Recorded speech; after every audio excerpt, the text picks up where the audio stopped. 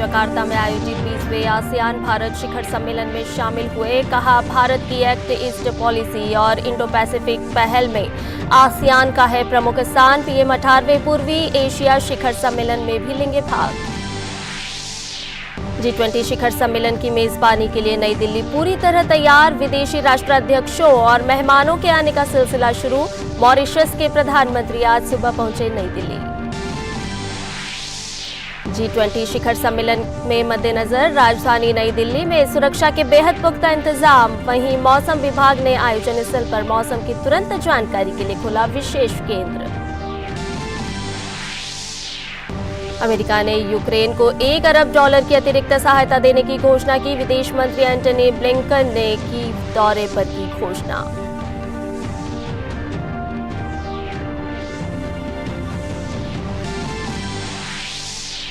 US open के महिला एकल में आर्यना सबालेंका और मेडिसन कीज ने सेमीफाइनल में स्थान बनाया। पुरुष एकल में डेनिल मेदवेदेव भी सेमीफाइनल में पहुंचे। वहीं पुरुष युगल में आज रात भारत के रोहन बोपन्ना और मैथ्यू एब्डेन की जोड़ी खेलेगी सेमीफाइनल।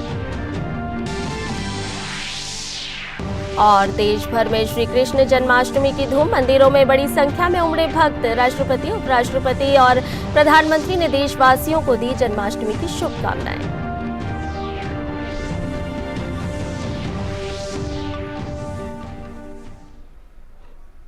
नमस्कार, स्वागत है आप सभी का डीडी न्यूज में और आपके साथ मैं हूं संध्या शर्मा। हेडलाइन के बाद आइए खबरों को जानते हैं विस्तार से। प्रधानमंत्री नरेंद्र मोदी आज जकार्ता में आसियान भारत शिखर सम्मेलन में शामिल हुए। शिखर सम्मेलन के दौरान प्रधानमंत्री नरेंद्र मोदी आसियान के अन्य नेताओं के साथ तस्वीर खिंचवाई। सम्मेलन में अपने संबोधन में प्रधानमंत्री ने कहा कि भारत इंडोनेशिया की साझेदारी चौथे दशक में प्रवेश कर रही है। प्रधानमंत्री ने कहा कि आज वैश्विक अनिश्चितता के माहौल में हर क्षेत्र में हमारे आपसी सहयोग में लगातार प्रगति हो रही है। यह हमारे संबंधों की ताकत का प्रमाण है।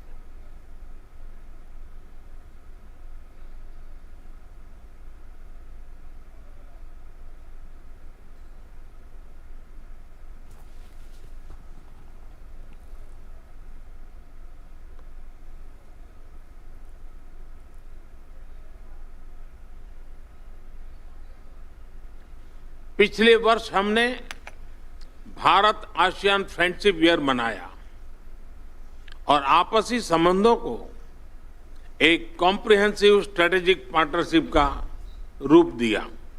आज वैश्विक अनिश्चितताओं के माहौल में भी हर क्षेत्र में हमारे आपसी सहयोग में लगातार प्रगति हो रही है। यह हमारे संबंधों की ताकत और रेजिलियंस का प्रमाण है। प्रधानमंत्री ने कहा कि साझा विश्वास हमें जोड़ता है। हमारी हिस्ट्री और ज्योग्राफी भारत और आसियान को जोड़ते हैं। साथ ही साझा वैल्यूज, क्षेत्रीय एकता, शांति, समृद्धि और मल्टीपोलर वर्ल्ड में साझा विश्वास भी हमें आपस में जोड़ता है। आसियान भारत की एक्ट ईस्ट पॉलिसी का केंद्रीय स्तंभ है। भारत आसियान सेंट्रलिटी और इंडो पैसिफिक पर आसियान के आउटलुक का पूर्ण समर्थन करता है। प्रधानमंत्री ने कहा कि वैश्विक विकास में आसियान की अहम भूमिका है। आसियान मैटर्स क्योंकि यहां सभी की आवाज सुनी जाती है और आसियान इज एपिसेंट्रम ऑफ ग्रोथ क्योंकि वैश्विक विकास में आसियान क्षेत्र की अहम भूमिका है। वसुधैव कुटुंबकम, one earth, one family, one future की यही भावना भारत की G20 अध्यक्षता की भी थीम है। प्रधानमंत्री ने कहा कि 21वीं सदी एशिया की सदी है। प्रधानमंत्री ने कहा कि मानव कल्याण के लिए सबका प्रयास फ्री और ओपन इंडो पैसिफिक की प्रगति में और ग्लोबल साउथ की आवाज को बुलंद करने में हम सभी साझे हित हैं। 21वीं सदी एशिया की सदी है, हम सबकी सदी है। इसके लिए आवश्यक है कि हम एक rules based post Covid world order का निर्माण और मानव कल्याण के लिए सबका प्रयास, फ्री और ओपन इंडो पैसिफिक की प्रगति में और ग्लोबल साउथ की आवाज को बुलंद करने में हम सबके साझे हित है। इससे पहले जकार्ता में प्रधानमंत्री के होटल पहुंचने पर भारतीय समुदाय ने उनका जोरदार स्वागत किया।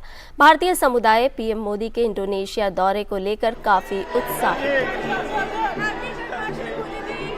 मोदी जी, मोदी जी, जय नरेंद्र मोदी जी, मोदी जी, मोदी जी, मोदी जी, जय नरेंद्र मोदी जी, मोदी जी, मोदी जी, मोदी जी। और इस दौरान भारतीय समुदाय के लोगों से हमारे संवाददाता आर्येंद्र प्रताप सिंह ने बातचीत की। प्रधानमंत्री नरेंद्र मोदी जकार्ता पहुंच चुके हैं उस होटल में जहां पर बड़ी संख्या में, सैकड़ों की संख्या में आधी रात से तमाम भारतीय समुदाय के लोग मौजूद थे। आप देख सकते हैं उनके बीच का एक्साइटमेंट किस तरीके से था। और प्रधानमंत्री अब से बस कुछ पहले ही यहां से मिलकर निकले हैं तमाम लोगों से।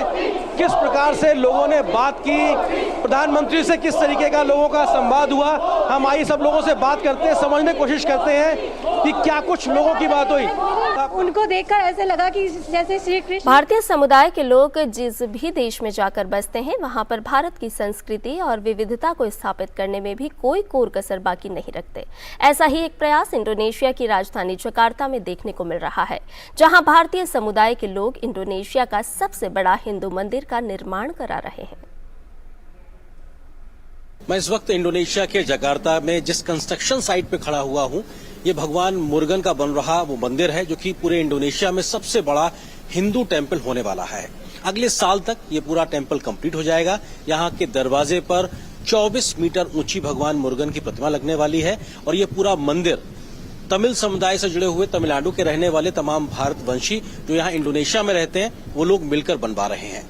यहाँ की सरकार ने इस मंदिर के लिए जमीन दी है, जिसमें यहाँ के लोगों का योगदान है। तो वहीं भारत सरकार के द्वारा, या कहा जाए भारत के बढ़ते कदमों के लिहाज से देखा जाए तो ये बेहद महत्वपूर्ण है कि आखिर बढ़ती धार्मिक मान्यताओं को ध्यान रखते हुए इंडोनेशिया की सरकार ने इस जमीन को इनको मंदिर बनाने के लिए दिया है। क्या है पूरा ये प्लान, बात करने के लिए तमाम लोग हमारे साथ मौजूद हैं, उनसे हम बात करते हैं। टेल मी अबाउट दिस मंदिर, the construction, when it will be complete and what is the highlights of this मंदिर। This mandir actually we plan it will be complete by next year, but this has become our aim and dream.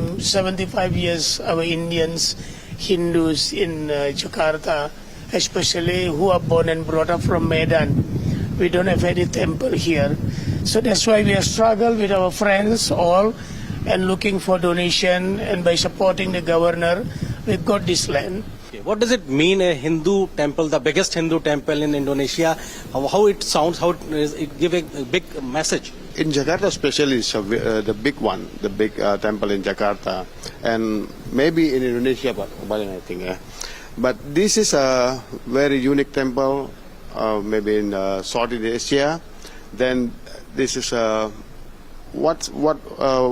what make us proud of this temple, you know, because in the largest population of Muslim countries in the world, we can build a Hinduist temple like that. The biggest temple in Indonesia is completing in Jakarta next year. So actually, it will be one of the biggest temple in Indonesia. It will be.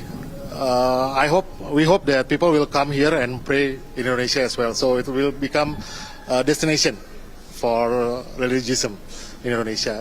And we have also a security system quite strong in here, and so let's people from outside know that we are building temple in Indonesia. How do you see and what do you feel? You feel proud about to making this proud structure? Yeah, obviously we are very proud. I'm not the only one who's proud here. I think everybody is very proud.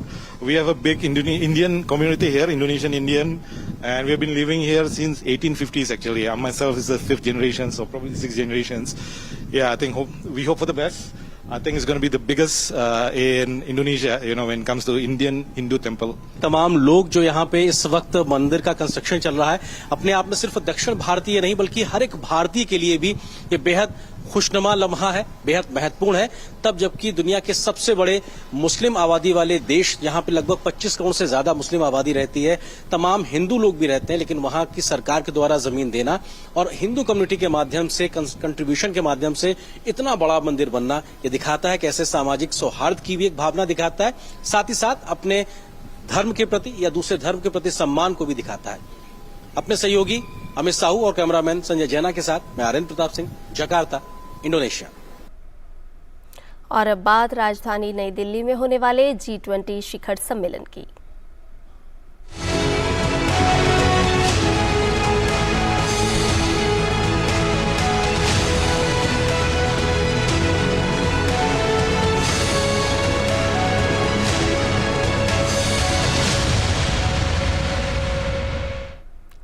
G20 शिखर सम्मेलन की मेजबानी के लिए नई दिल्ली पूरी तरह से तैयार है। भारत की अध्यक्षता में हो रहे इस शिखर सम्मेलन में विदेशी राष्ट्राध्यक्षों और मेहमानों के आने का सिलसिला शुरू हो चुका है। आज सुबह मॉरिशस के प्रधानमंत्री नई दिल्ली पहुंचे।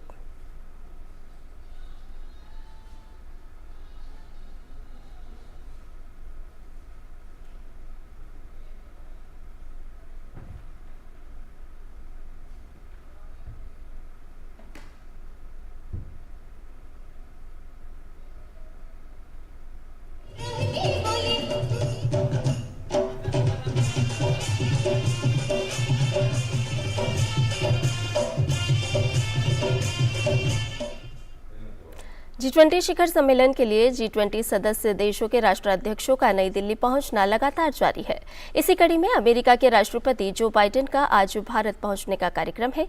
अमेरिकी राष्ट्रपति जो बाइडेन एयरफोर्स 1 एयरक्राफ्ट से भारत आएंगे। अमेरिकी राष्ट्रपति कल प्रधानमंत्री नरेंद्र मोदी के साथ द्विपक्षीय बातचीत करेंगे। पीएम मोदी से द्विपक्षीय वार्ता के एजेंडे पर पूछे जाने पर अमेरिका के सामरिक संचार के लिए NSC समन्वयक जॉन किर्बी ने कहा कि दोनों नेता G20 के एजेंडे, विशेष रूप से आर्थिक सहयोग और बहुपक्षीय निवेश के अवसरों पर चर्चा करेंगे। I think you can expect that they will discuss the agenda for the G20, particularly the economic cooperation and multilateral investment opportunities that stand before the G20, and the president's strong desire to see multilateral development bank reform and reshaping continue. I have little doubt that they will also talk about the shared challenge of climate change and how much we are hoping to have a robust discussion at the G20 about a transition to clean energy technology and to see more countries, more G20 countries invest in more clean energy technology as well as efforts to curb greenhouse gases. Bharat मौसम विज्ञान विभाग ने G20 शिखर सम्मेलन के लिए अपने स्तर पर अलग तैयारी की है। मौसम विभाग ने दिल्ली में होने वाले G20 शिखर सम्मेलन के मद्देनजर विशेष और वास्तविक समय मौसम पूर्वानुमान प्रदान करने के लिए प्रगति मैदान के पास एक अतिरिक्त स्वचालित मौसम स्टेशन स्थापित किया है। शिखर सम्मेलन के लिए भारत मौसम विज्ञान विभाग की 24 घंटे मौसम की निगरानी कल सुबह से शुरू होगी। मौसम विभाग मौसम संबंधी अपडेट और पूर्वानुमान जारी करेगा, जो IMD की वेबसाइट mausam.imd.gov.in/G20 पर विशेष वेब पेज पर उपलब्ध रहेगा।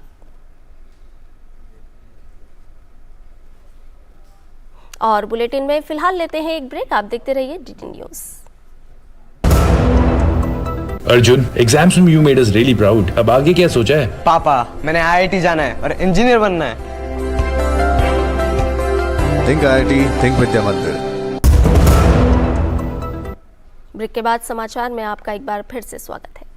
G20 सम्मेलन को लेकर देश की राजधानी में हर स्तर पर तैयारियों को चाक चौबंद किया जा रहा है। इस दौरान अलग अलग देशों से आए मेहमानों को भारतीय संस्कृति की समृद्ध विरासत के साथ आधुनिक भारत की झलक भी देखने को मिलेगी।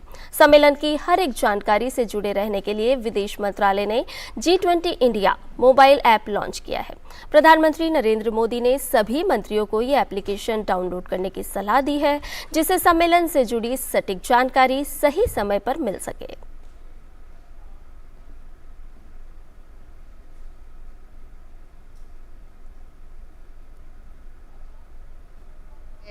चाहे बात दिल्ली के सौंदर्यीकरण की हो या फिर सुरक्षा की। हर स्तर पर मेहमानों के स्वागत की अभूतपूर्व व्यवस्था की गई है। G20 शिखर सम्मेलन पर G20 के मुख्य समन्वयक हर्षवर्धन श्रृंगला ने बताया कि शिखर सम्मेलन में 3 व्यापक सत्र होंगे और बहुत सारी गतिविधियां भारत मंडपम में ही होंगी। It is an event where leaders have an opportunity to discuss, confabulate and decide on matters of global importance. So from that perspective, I think it's a very important getting together of the most influential leaders of the world. 18वें G20 शिखर सम्मेलन से पहले विदेश मंत्रालय ने G20 India mobile application launch किया है। ये app उपयोगकर्ताओं को G20 सम्मेलन से जुड़ी सभी जानकारी देने के साथ ही उनका मार्गदर्शन करेगा। प्रधानमंत्री नरेंद्र मोदी ने मंत्रियों से G20 इंडिया मोबाइल ऐप को डाउनलोड करने को कहा है ताकि सही समय पर सही जानकारी मिल सके।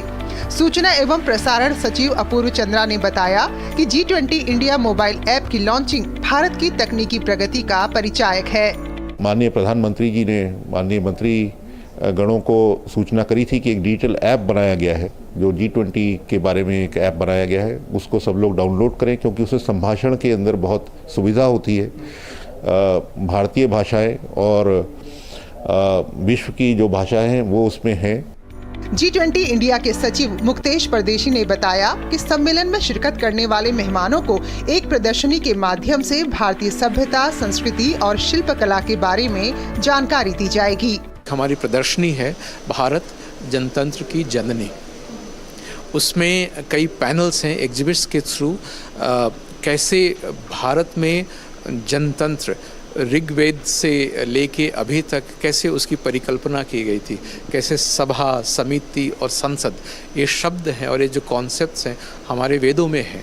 यातायात को लेकर भी कई दिशा निर्देश जारी किए गए हैं। दिल्ली यातायात पुलिस ने आम जनता से G20 शिखर सम्मेलन के दौरान इंडिया गेट और कर्तव्य पथ जैसे इलाकों में नहीं जाने का अनुरोध किया है। जैसे कुछ एरियाज हैं, इंडिया गेट है, कर्तव्य पथ है, वहाँ हम उनसे निवेदन करते हैं कि वॉकिंग के लिए या उस दौरान जो है पिकनिक के लिए या साइकिलिंग के लिए इन क्षेत्रों को अवॉइड करें।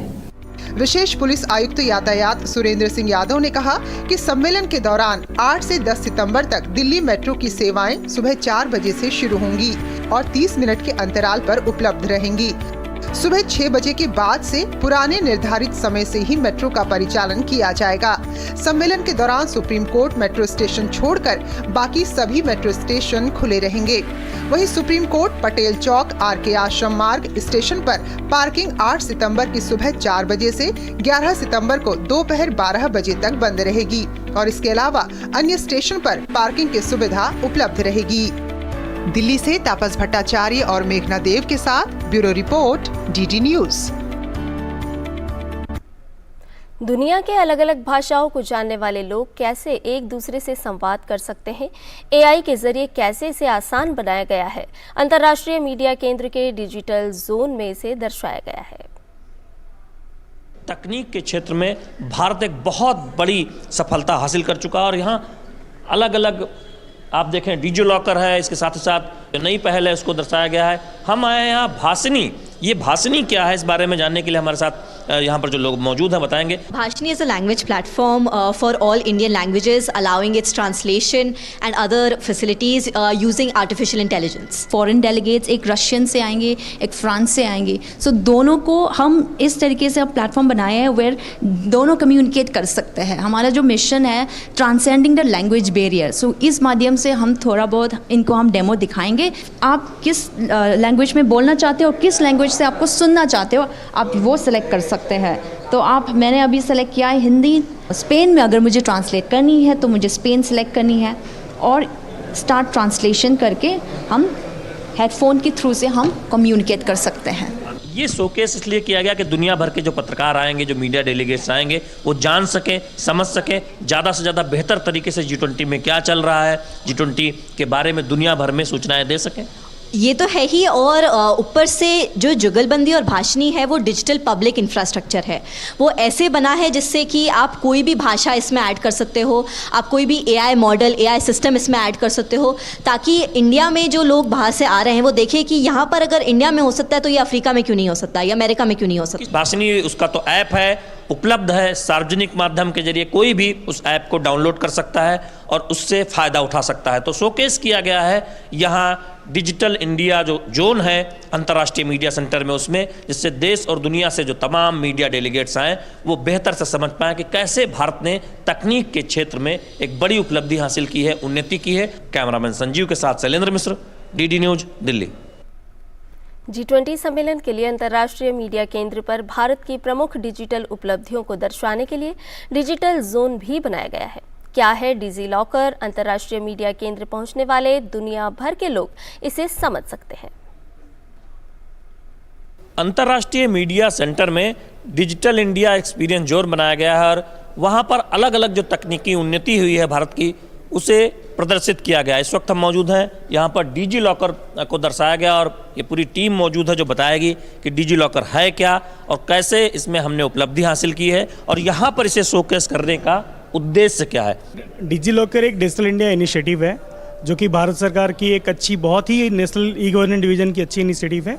इसके थ्रू हमारा जो विजन है, एम है, सिटीजन को हमें पेपरलेस गवर्नेंस के लिए उनको एक बेसिकली हमारा जो एम है प्रेजेंसलेस लेयर, पेपरलेस लेयर क्रिएट करने का, सो दैट कि सिटीजन को हम एक डिजिटल डॉक्यूमेंट प्रोवाइड कर सकें। डिजिटल डॉक्यूमेंट में किसी भी तरह की कोई भी जो डॉक्यूमेंट्स होती है या सर्टिफिकेट होती है सिटीजन्स के लाइफ साइकिल में, since their birth to death certificate, सारे सर्टिफिकेट इंटायर हम लोग लाइफ साइकिल में कवर कर रहे हैं। और यहाँ पे हमारा मेन फोकस है कि जो भी भारत सरकार से या फिर राज्य सरकार के द्वारा जो भी सर्टिफिकेट और डॉक्यूमेंट इशू किए जाते हैं, सारे सर्टिफिकेट हमारे सिटीजन्स के लिए डिजिट लॉकर में अवेलेबल हो और उनको मुहैया कराया जाए। जैसे कि यहाँ पे आधार कार्ड भी है, पैन कार्ड भी है, एजुकेशन क्वालिफिकेशन सर्टिफिकेट भी है, चाहे वो बोर्ड के हो या फिर आपके यूनिवर्सिटी की मार्कशीट वगैरह हो, ट्रांसक्रिप्ट हो या पासिंग सर्टिफिकेट हो, बहुत सारे मेडिकल काउंसिल के आपका डिप्लोमा सर्टिफिकेट्स भी अवेलेबल है। तो हम लोग कवर करें इंटायर सर्टिफिकेट को। आपकी बर्थ सर्टिफिकेट अवेलेबल होगी, मैरिज सर्टिफिकेट अवेलेबल होगी।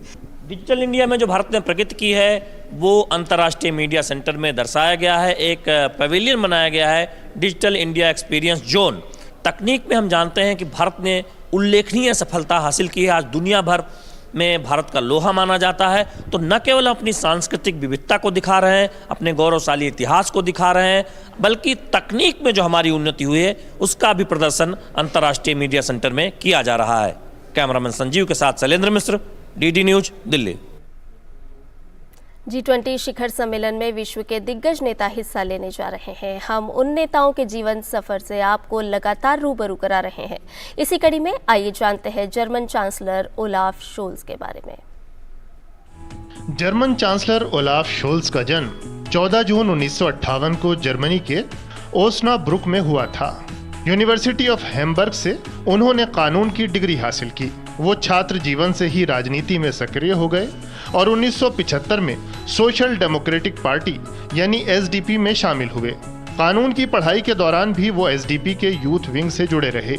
1998 में हैम्बर्ग अल्तोना सीट से वो पहली बार जर्मन संसद बुंडेस्टाग पहुंचे और 2002 में दूसरी बार जर्मन संसद के लिए चुने गए।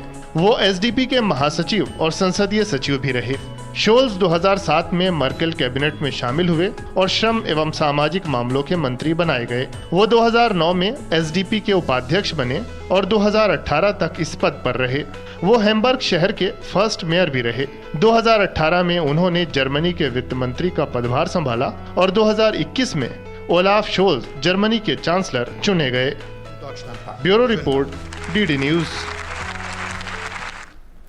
जापान ने आज सुबह घरेलू HIIA रॉकेट पर अपना चंद्र अन्वेषण अंतरिक्ष यान दक्षिणी जापान के तनेगाशिमा अंतरिक्ष केंद्र से लॉन्च कर दिया।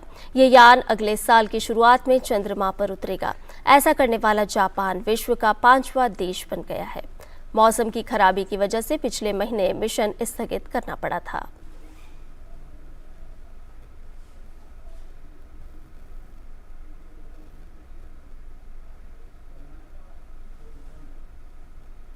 भगवान श्री कृष्ण के जन्मोत्सव के उपलक्ष्य में मनाया जाने वाला त्योहार जन्माष्टमी पर्व की देश भर में धूम है।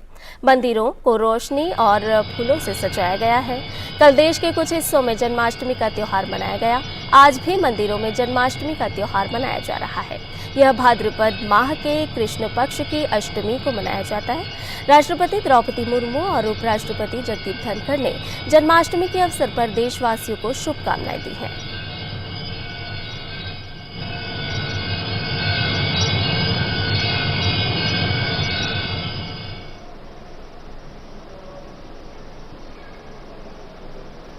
पूरे देश में श्रद्धा, भक्ति और उल्लास के साथ भगवान श्री कृष्ण का प्रकटोत्सव जन्माष्टमी मनाई जा रही है। भगवान श्री कृष्ण की पूजा अर्चना के लिए देश भर के मंदिरों में श्रद्धालुओं की लंबी लंबी कतारें लगी हैं। इस अवसर पर श्री बद्रीनाथ धाम में भी विशेष पूजा अर्चना की गई।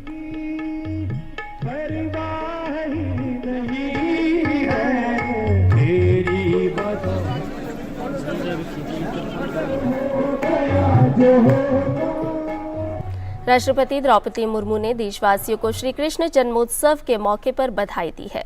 उन्होंने लिखा, मैं सभी देशवासियों को जन्माष्टमी के पावन पर्व की बधाई देती हूँ। जन्माष्टमी का त्योहार हमें भगवान श्री कृष्ण के गीता के उपदेश को समझने, अमल में लाने और निष्काम कर्म करने की प्रेरणा देता है। भगवान श्री कृष्ण ने पूरी मानवता को धर्म के मार्ग पर चलने का संदेश दिया है। आइए इस शुभ अवसर पर हम जन कल्याण की भावना के साथ आगे बढ़ें और अपने समाज और राष्ट्र को समृद्ध बनाएं। प्रधानमंत्री नरेंद्र मोदी ने सोशल मीडिया प्लेटफॉर्म एक्स पर देशवासियों को जन्माष्टमी की बधाई दी है। अपने संदेश में प्रधानमंत्री ने कहा कि जन्माष्टमी की बहुत बहुत बधाई। श्रद्धा और भक्ति का यह पावन अवसर मेरे सभी परिवारजनों के जीवन में नई ऊर्जा और नए उत्साह का संचार करे, यही कामना है। जय श्री कृष्ण। और बुलेटिन में फिलहाल इतना ही, लेकिन आप देखते रहिए डीडी न्यूज़। नमस्कार।